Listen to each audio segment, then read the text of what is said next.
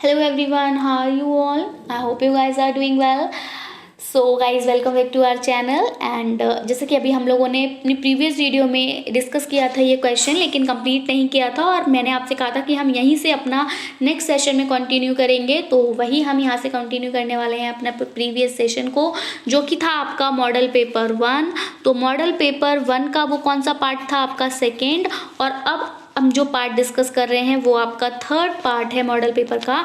First part में हमने first to 10 questions discuss किए थे। सेकंड पार्ट में हमने 11 टू 17 या कह सकते हैं 16 क्वेश्चन डिस्कस किए, क्योंकि 17 क्वेश्चन पे हमने स्टॉप कर दिया था। और अब हम अपना 17 क्वेश्चन से जो है वो कंटिन्यू कर रहे हैं थर्ड पार्ट को। तो अगर आपने ये दोनों पार्ट प्रीवियस वाले नहीं देखे हैं तो आपको डिस्क्रिप्शन बॉक्स में लिंक प्रोवाइड कर दिया जाएगा, वहाँ से चेक कर सकते हैं। और अब हम इस पार्ट को कंटिन्यू करेंगे, तो वीडियो के साथ लास्ट तक बने रहें ताकि कुछ भी इंपॉर्टेंट क्वेश्चन आपसे मिस ना हो। यहाँ पर मैं इंपॉर्टेंट इन्फॉर्मेशन देने वाली हूँ आपके regarding the air quality index, जो कि आपके सेंट्रल पोल्यूशन कंट्रोल बोर्ड के द्वारा दिया जाता है। तो चलिए स्टार्ट करेंगे सेशन को। तो क्वेश्चन हम लोग ऑलरेडी रीड कर चुके थे, बट स्टिल हम फिर से एक बार रीड कर लेते हैं कि what is the correct sequence of prescribe limits in residential areas of 24 hourly average following pollutants by central board pollution control board of India. यानी भारत के जो केंद्रीय प्रदूषण नियंत्रण बोर्ड है उसके द्वारा निम्नलिखित प्रदूषकों का आवासीय क्षेत्रों में 24 घंटे के आधार पर निकाले गए औसत हेतु निर्धारित सीमाओं का सही क्रम क्या होगा? PM 2.5, PM 10, SOX और PV। PV पता है ना, लेड को कहते हैं, ठीक है। SO ये आपके सल्फर के ऑक्साइड्स हैं।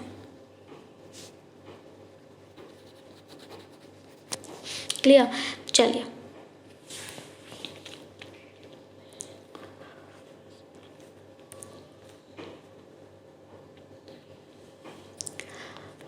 Which among the following, sorry question नहीं पढ़ना, मैं आपको यहाँ पे आपके एयर क्वालिटी इंडेक्स रिपोर्ट जो है वो बताती हूँ कि central board pollution control board क्या था। तो पहली कैटेगरी रेंज जो आती है आप पे, यहाँ पर आपको कैटेगरी रेंज दी गई है। तो रेंज में क्या क्या आता है आपका? एक तो आती है गुड, दूसरा आता है आपका गुड में जो आता है आपका वो रेंज रहती है 0 से 50 तक की, ठीक है।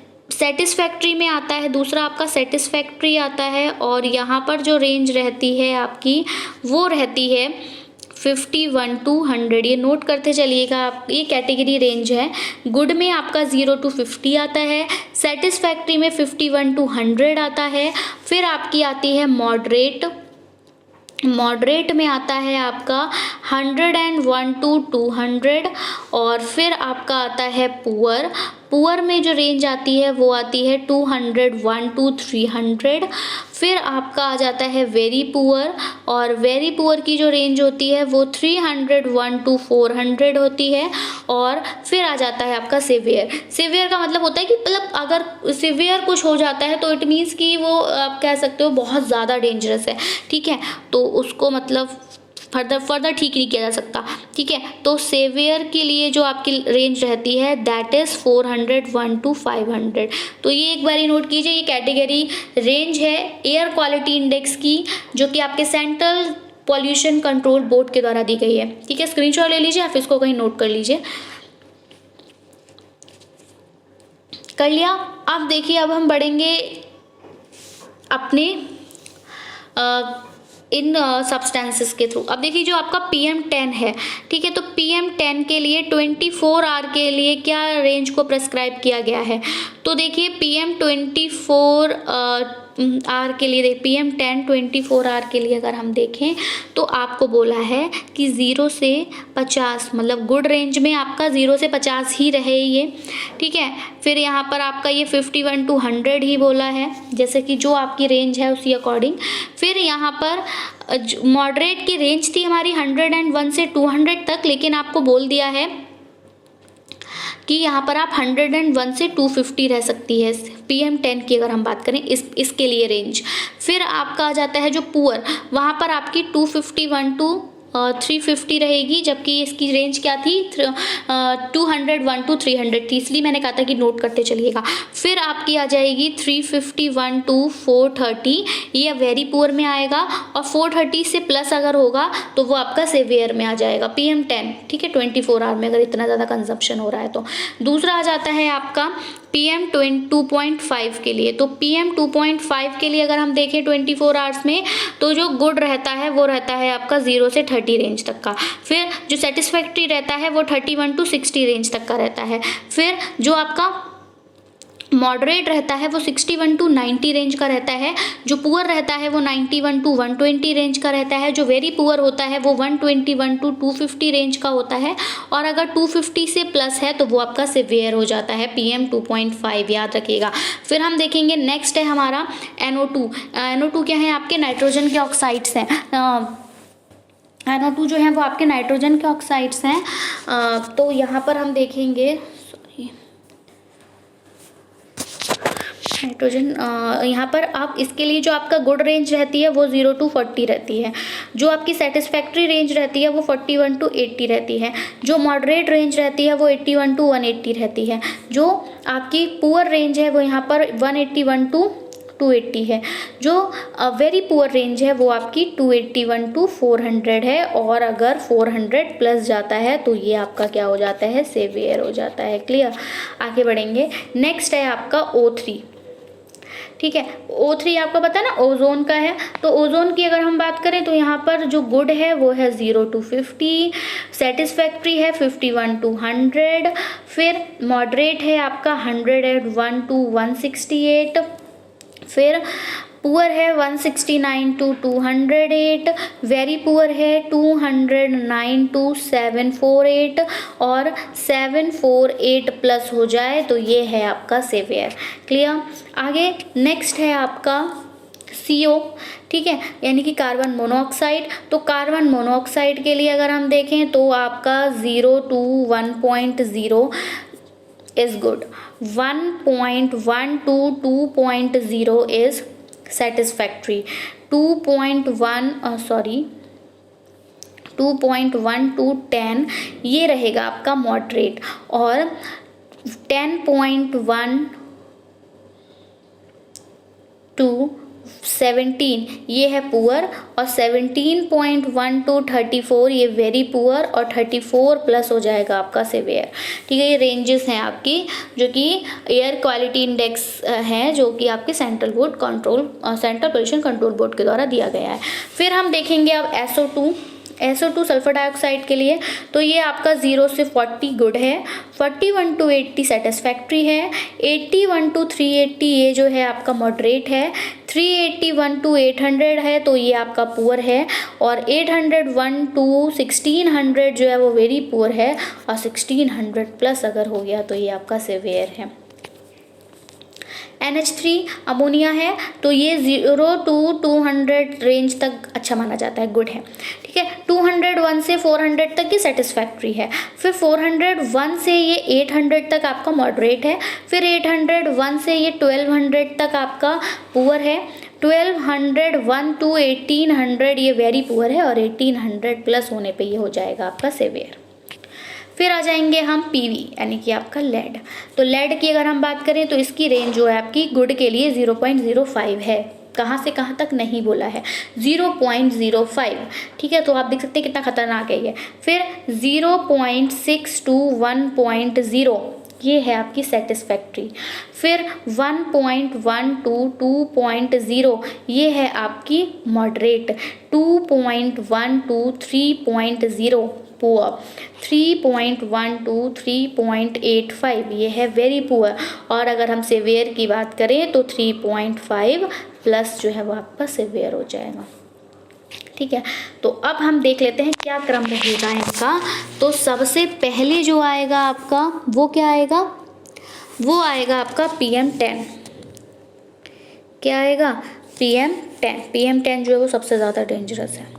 फिर SOX सल्फर के ऑक्साइड, फिर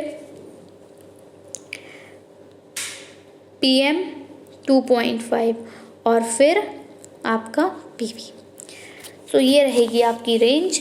अगर हम बात करें किसकी, तो जो औसत हेतु निर्धारित सीमाएं जो की गई हैं उनका सही क्रम है ये आपका 24 घंटे के आधार पर।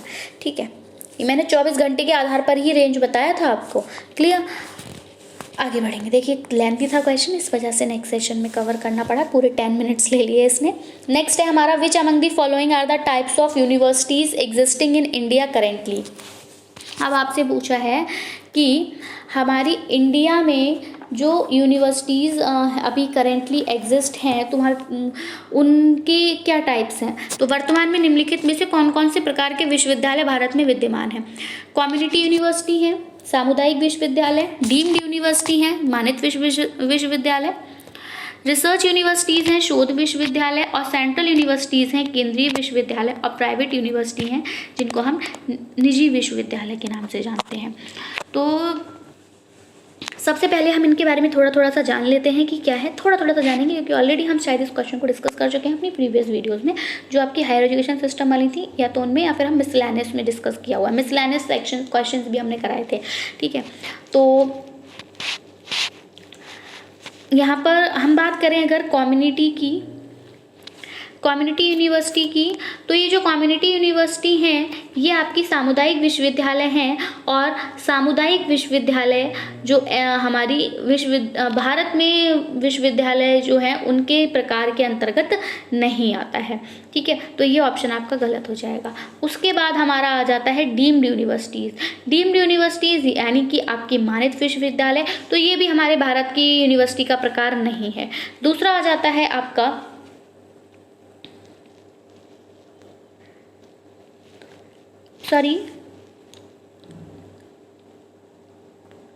ये है मानित विश्वविद्यालय, डीम्ड यूनिवर्सिटीज़ हमारे भारत की हैं।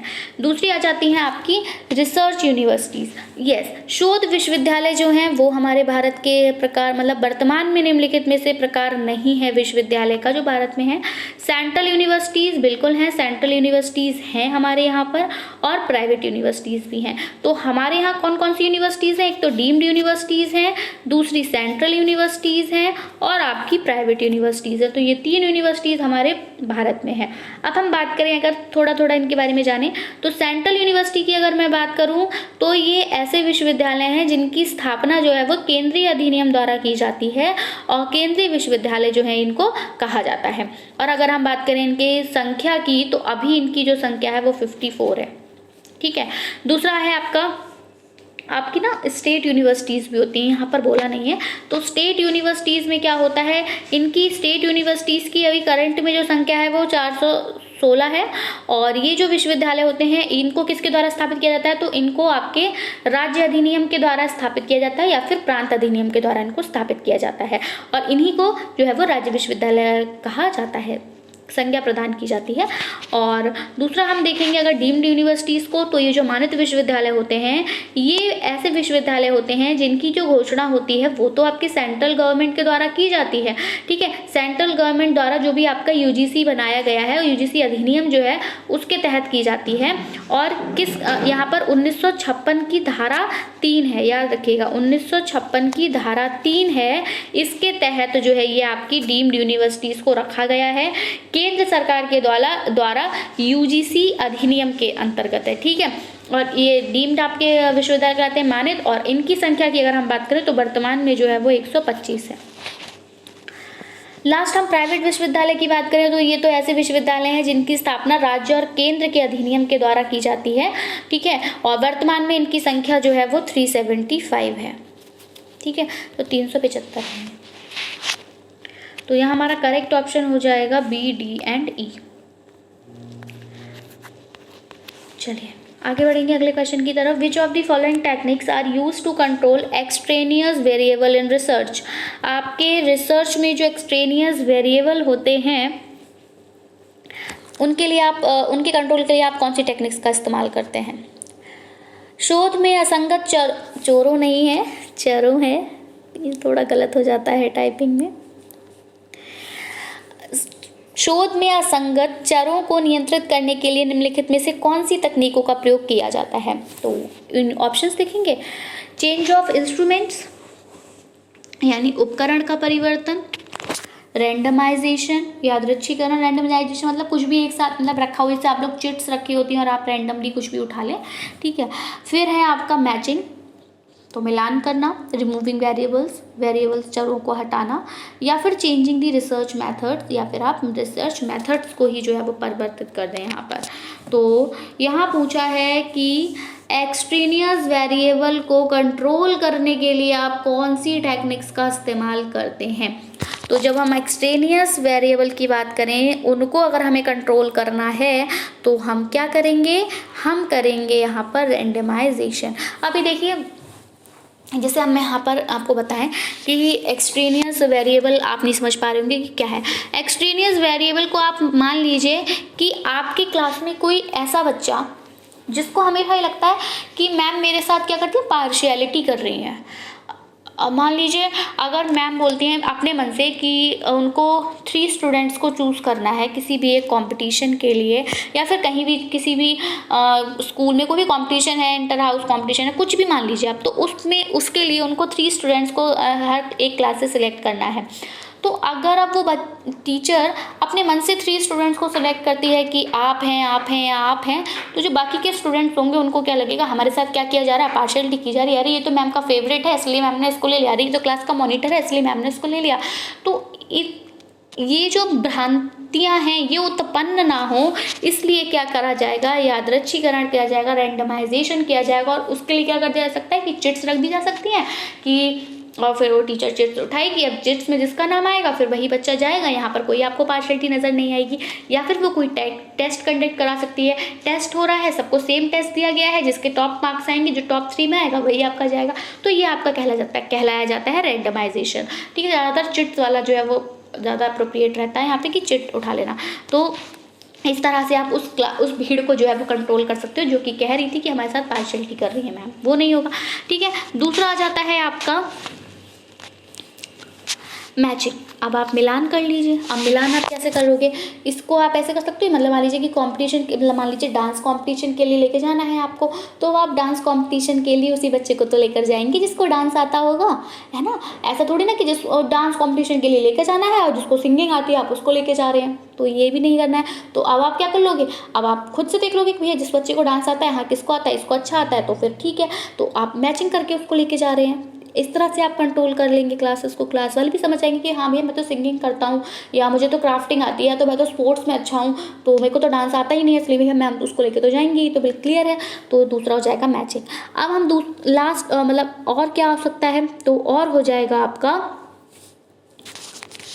Removing variables. अब आप चरों को हटाएंगे। अब हटाएंगे कैसे, मतलब जैसे आप लोग अपने एग्जाम्स में जाते हैं ना और आप ऑप्शंस को एलिमिनेट करते हो कि अरे ये तो नहीं हो सकता, ये नहीं हो सकता। अब आपने जब 2 ऑप्शंस को एलिमिनेट कर दिया, अब आपके पास सिर्फ 2 ऑप्शन रह जाते हैं, उनमें से आपको एक एप्रोप्रिएट ऑप्शन चूज कर लेना होता है। तो सेम थिंग वही है कि अगर आप क्लास के लिए भी अगर आप 3 कैंडिडेट्स को लेकर जा रहे हैं, तो आप उन 3 कैंडिडेट्स को एक साथ चुनेंगे नहीं, आप क्या करेंगे, एलिमिनेट करना शुरू करेंगे कि ये मतलब किसको हम नहीं ले सकते हैं।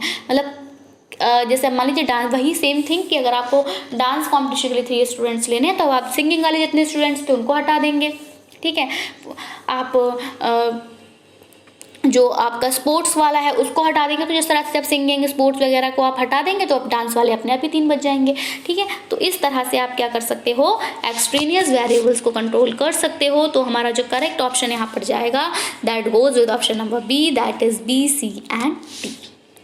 अब उपकरण का परिवर्तन करके आप एक्सट्रेनियस वेरिएबल को रिसर्च में जो है वो कंट्रोल नहीं कर सकते कि मतलब वही कि अगर एक बच्चे ने बोल दिया कि मैम का भैया वो तो फेवरेट है इसलिए मैम उसको लेके जा रही हूँ, तो आप कहें अरे नहीं बेटा ऐसा नहीं है, मेरा तो आप ही फेवरेट हो, तो डांस कॉम्पिटिशन के लिए जिसको लेके जाना था, आप सिंगिंग वाले ने अगर ये बात कही तो सिंगिंग वाले को ले चल रहे हैं कि नहीं चलो फिर तुम चलो, अगर तुम्हें ऐसा लगता है ये मेरा फेवरेट तो नहीं तुम भी मेरे फेवरेट हो। तो ये आपका ऐसा थोड़ा हो जाएगा, आप उपकरण का परिवर्तन कर दो, डांस के लिए डांस वाले को ही लेके जाएंगे, सिंगिंग वाले को नहीं। ठीक है, तो इसलिए गलत हो रहा था। और चेंजिंग रिसर्च मेथड कैसे चेंज करते हैं, मान लीजिए कहीं रिसर्च मेथड का मतलब जैसे डांस का ही कंपटीशन हो रहा था, तो अब आप कहें कि नहीं सिंगिंग वाला बच्चा ऐसे बोल रहा है तो सिंगिंग कंपटीशन हो जाएगी। ठीक है, सिंगिंग कंपटीशन है, सिंगिंग वाले स्टूडेंट्स जाएंगे, ये थोड़ी ना, जब डांस कंपटीशन हो तो डांस ही कंपटीशन होगा। क्लियर, मैंने बहुत मतलब हमारे जो जनरल लाइफ है वहाँ से कनेक्ट करके आपको ये ऑप्शन आंसर मतलब समझाया है। नेक्स्ट है हमारा question, polycrystalline silicon of a used in silicon, polycrystalline silicon, ये ऑफ नहीं होगा, यहाँ पे कुछ और होगा। ठीक है, polycrystalline silicon used in photovoltaic cells as semiconductors are, polycrystalline silicon जो कि आपका फोटोवोल्टिक सेल्स में यूज होता है सेमीकंडक्टर्स के तरह, उनको क्या कहा जाता है, मतलब क्या है वो? तो अर्धचालक के रूप में फोटोवोल्टिक सेल से पराया नहीं, यहाँ पे यहाँ यही मिस्टेक हुआ है, ये है आपका प्राया। तो जब यहाँ प्राया होगा तो ये है आपका ऑफेन। ठीक है, तो अर्धचालक के रूप में फोटोवोल्टिक सेल से प्राय प्रयुक्त होने वाले बहुक्रिस्टलाइन पॉलीक्रिस्टलाइन सिलिकॉन है। ठीक है, तो ये क्या है आपके many individual crystals with different orientation, यानी कि भिन्न विन्यास वाले भिन्न भिन्न क्रिस्टल्स होंगे। सिमिलर है, यहाँ भी गलत है। सेम इंडिविजुअल क्रिस्टल्स होंगे आपके, सिमिलर कह सकते हो आप। ठीक है, similar individual crystals with same orientation, यानी कि समान अभिविन्यास। Oh no no no no no, यहाँ पे मैनी ही आएगा। Many individual crystals with same orientation, समान अभिविन्यास वाले भिन्न भिन्न crystal. Amorphous silicon converted to crystalline silicon, यानी क्रिस्टलाइन सिलिकॉन जो अनाकार एक साथ, ये जो अलग है और ये अनाकार एक है। ठीक है, तो जो अनाकार सिलिकॉन से परिवर्तित होकर बना होगा। अमॉर्फस क्या होता है? जिसका कोई भी आकार ना, उसका कोई भी शेप ना, उसको अमॉर्फस कहा जाता है, अमॉर्फस सॉलिड्स। तो जो अनाकार सिलिकॉन से परिवर्तित होकर बना हो वो क्रिस्टली सिलिकॉन, या फिर crystal silicon grows in laboratory, प्रयोगशाला में विकसित किए गए क्रिस्टल सिलिकॉन। तो यहाँ हमारा जो करेक्ट आंसर जाएगा, देखिए, तो अर्धचालक के रूप में अगर मैं बात करूँ फोटोवोल्टिक सेल्स की, उनमें जो आपके प्रयुक्त होने वाले जो पॉलीक्रिस्टलाइट सिलिकॉन होते हैं वो आपके भिन्न विन्यास वाले भिन्न भिन्न क्रिस्टल्स होते हैं। तो इसलिए आपका जो ऑप्शन 1 है यहाँ पर वो आपका सही हो जाएगा।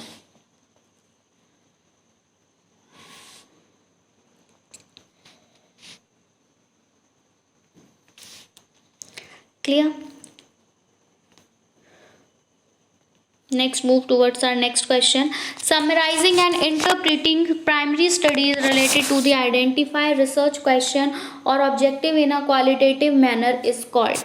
अभिज्ञात शोध प्रश्न अथवा उद्देश्य से संबंधित प्राथमिक अध्ययनों का गुणात्मक रीति से सार संक्षेपण और व्याख्या करने को क्या कहा जाता है? क्वालिटेटिव रिव्यू कहेंगे आप, गुणात्मक पुनरीक्षा, रियलिस्टिक रिव्यू कहेंगे, यथार्थपरक पुनरीक्षा, नरेटिव रिव्यू कहेंगे, वृत्तांत पुनरीक्षा, या फिर मेटा रिव्यू कहेंगे, अधिपुनरीक्षा। तो देखिए, अगर आप किसी के गुणों का रिव्यू दे रहे हैं, मतलब जैसे मान लीजिए किसी भी क्रीम का आप रिव्यू दे रहे हैं और आप बता रहे हैं कि ये क्रीम क्या करती है, इस क्रीम में क्या क्या है, तो मतलब इसमें एलोवेरा है, आप बता रहे हो इसमें एलोवेरा है, कोकोनट ऑयल है, आपका ऑलिव ऑयल है, और तो ये क्या है, आप क्वालिटेटिव रिव्यू दे रहे हो।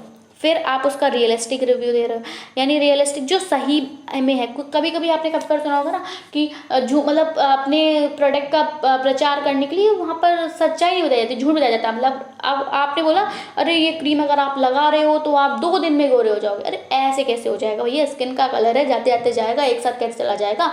ये तो हमें नेचुरली मिला हुआ हमारा कलर है, इसको कैसे कोई क्रीम 2 दिनों में बिल्कुल गोरा कर देगी? ऐसा तो नहीं होता ना। ऐसे तो फिर वो वेस्ट इंडीज वाले जो लोग हैं वो वही क्रीम लगा ले, भैया क्यों काले रहेंगे वो? ठीक है, तो ये आपका रियलिस्टिक रिव्यू नहीं होता। तो अगर आप रियलिस्टिक रिव्यू दे रहे हैं, मतलब कह रहे हैं कि गोरे नहीं होंगे आप, बट हाँ स्किन में थोड़ा सा ग्लो आ जाएगा, थोड़ा लस्टर आ जाएगा, थोड़ा तो ये मतलब थोड़ा अच्छे लगने लगोगे आप। तो ये है आपका रियलिस्टिक रिव्यू। नरेटिव रिव्यू, अब आप उसको पूरा उसका वृत्तांत सुना रहे हो, कैसे बना, कहाँ से बना, क्या इसके साइड इफेक्ट्स रहे, कैसे आप उसको यूज़ करोगे, तो ये आपका नरेटिव, मतलब नरेट कर रहे हो आप उसकी हर एस्पेक्ट को। फिर मेटा रिव्यू, यानी मतलब आप उसकी अधिपुनरीक्षा दे रहे हो।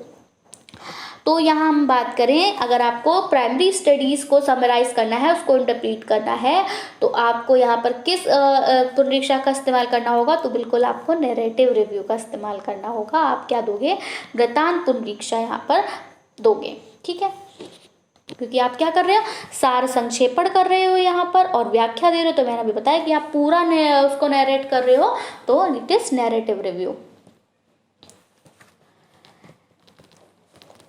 Next, which among the following is not related to the characteristics of cooperative learning? अब निम्नलिखित में से क्या सहकारी अधिगम की विशेषताओं से संबंधित नहीं है? तो यहाँ पर आपको ऑप्शंस दिए हैं। सह कोऑपरेटिव मतलब कोऑपरेशन के साथ अगर आप अधिगम कर रहे हो तो इनमें कौन सा नहीं आएगा? Experiences that develop learning and social skills, यानी कि अच्छे अधिगम और सामाजिक कौशल को विकसित करने वाले अनुभव, या फिर student feel overloaded with too much work in groups, building positive relationships with the students, विद्यार्थियों के साथ सकारात्मक संबंध निर्माण, या फिर provide individual attention assistance to one another, एक दूसरे को व्यक्तिगत ध्यान व सहायता देना। तो देखिए, जो सहकारी अधिगम है उसकी कुछ विशेषताएं होती हैं। सहकारी अधिगम जो आपकी कोऑपरेटिव लर्निंग होती है, कोऑपरेटिव, उसकी कुछ अपनी कैरेक्टरिस्टिक्स होती हैं। तो अब वो कैरेक्टरिस्टिक्स क्या होती हैं, तो उन कैरेक्टरिस्टिक्स को मैं थोड़ा समझा देती हूँ कि क्या होगा। कोऑपरेटिव लर्निंग की अगर हम बात करें तो इसकी जो विशेषताएं हैं वो ये होती हैं कि जो भी स्टूडेंट्स होंगे वो 2 से 5 के जो सदस्य हैं, मतलब 2 से 5 के मेंबर्स के छोटे छोटे समूह में मिलकर काम करते हैं। तो आप क्या कह सकते हो कि क्या करेंगे, वो ग्रुप लर्निंग करेंगे। ठीक है, छोटे छोटे ग्रुप्स बनाएंगे और ग्रुप लर्निंग करेंगे। ठीक है, छात्र जो है सकारात्मक रूप से अन्योन्याश्रित होते हैं। अब क्या होते हैं, जो छात्र होते हैं वो एक दूसरे पर क्या होते हैं, इंटरडिपेंड होते हैं। जब ये ग्रुप में वर्क कर रहे हैं तो इंटरडिपेंडेंट होंगे, लेकिन कैसे होंगे, पॉजिटिव होंगे। ठीक है, नेगेटिव नहीं होंगे। पॉजिटिव इन द सेंस कैसे हो सकते हैं, मतलब मान लीजिए कि आप 5 स्टूडेंट्स वर्क कर रहे हैं किसी भी एक टॉपिक पे, और फिर उसमें जो बच्चा जो भी कोई टॉपिक है उसको अब सब अलग अलग काम करेंगे। मतलब मान लीजिए कोई प्रोजेक्ट बनाना है तो कोई जो है वो कटिंग में अच्छा है तो वो कटिंग करेगा, जिसको कलरिंग अच्छी आती होगी वो कलरिंग करेगा, जिसकी राइटिंग अच्छी होगी वो वहाँ पर जो भी रिटन वर्क करना होगा वो करेगा। तो ये क्या है आपका, ये इस तरह से वो एक मतलब आप लिखने के लिए तो आप इस वाले बच्चे पर डिपेंड हैं, तो लेकिन डिपेंड है तो ये नेगेटिव नहीं है, पॉजिटिव है, क्योंकि उसको आता अच्छा है इसलिए आप उससे करवा रहे हैं। ऐसा नहीं कि आप नहीं कर सकते हो। ठीक है, तो छात्र जो है वो पॉजिटिवली सकारात्मक रूप से एक दूसरे पर डिपेंड होते हैं। दूसरा आ जाता है आपका यहाँ में कि यहाँ पर डिपेंडेंसी आ जाएगी एक दूसरे पर। दूसरी है स्वरूपित गतिविधियों का उपयोग करते हैं। अब आप क्या करते हो, मतलब सेम एक्टिविटीज़ का आप इस्तेमाल करते हो, ऐसी एक्टिविटीज़ का यहाँ पर आप यूज़ करते हो जो कि आपके मतलब प्रोजेक्ट के, आपके लर्निंग के लिए इफेक्टिव रहेंगी। ठीक है, फिर अच्छे अधिगम और सामाजिक कौशलों को विकसित करने का अनुभव आप में होना चाहिए, बिल्कुल होना चाहिए। ठीक है, दूसरा है छात्रों के साथ सकारात्मक संबंध का निर्माण। बिल्कुल, अब ऐसा थोड़ा ना कि अगर आप टीम वर्क कर रहे हो, ग्रुप लर्निंग तो आप कर रहे हो और बाकी के 4 से आप लड़ाई करके बैठे हो, तो भैया काय बात की ग्रुप लर्निंग है। ग्रुप लर्निंग आप तभी तो हो पाएगी जब सारे के सारे मिलकर रहोगे, वरना तो भैया जो नोट्स मैंने बनाए वो मैं तुम्हें क्यों दूंगा, मैं छुपा लूंगा, है ना। तो क्या करना है, सकारात्मक संबंध बना के रखने हैं और एक दूसरे को क्या करना है, व्यक्तिगत ध्यान और उसकी सहायता करनी। मतलब मान लीजिए कि अगर कोई कलरिंग करने वाला है, वो कलर अच्छा करता है और कलर कर रहा है और आपका काम हो गया है, तो ये मतलब नहीं कि अब आप बैठ के उसको देख रहे हैं कि हाँ ये कलर कर रहा है। भैया आप उसकी हेल्प कर दीजिए, थोड़ा समय कर दो, थोड़ा तुम कर दो। मैं अगर वो कलरिंग में अच्छा, आपको कलर करना नहीं आता तो आप उसको बोल दो कि चलो मैं कलर बना दे रहा हूँ तुम्हारे लिए। ठीक है, तो ये आपकी क्या कहलाती है, एक दूसरे का व्यक्तिगत ध्यान और सहायता देना। तो ये तीनों ही ऑप्शन हमारे यहाँ पे थे, लेकिन हमारा जो ऑप्शन नहीं था वो क्या था कि student feel overloaded with two much work in groups.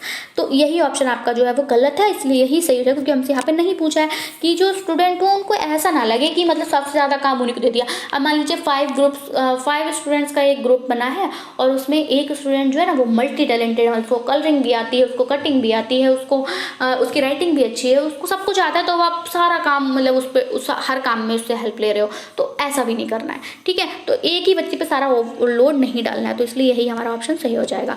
So I hope आपको सेशन पसंद आया होगा, वीडियो पसंद आया हो तो इसको लाइक करें, अपने फ्रेंड्स में शेयर करें। एंड अगर अभी तक आपने हमारे चैनल को सब्सक्राइब नहीं किया है या फिर आप हमारे चैनल पर नए हैं तो यूजीसी नेट एग्जाम की बेस्ट प्रिपरेशन के लिए चैनल को सब्सक्राइब करें और बेल आइकन को प्रेस करना बिल्कुल ना भूलें।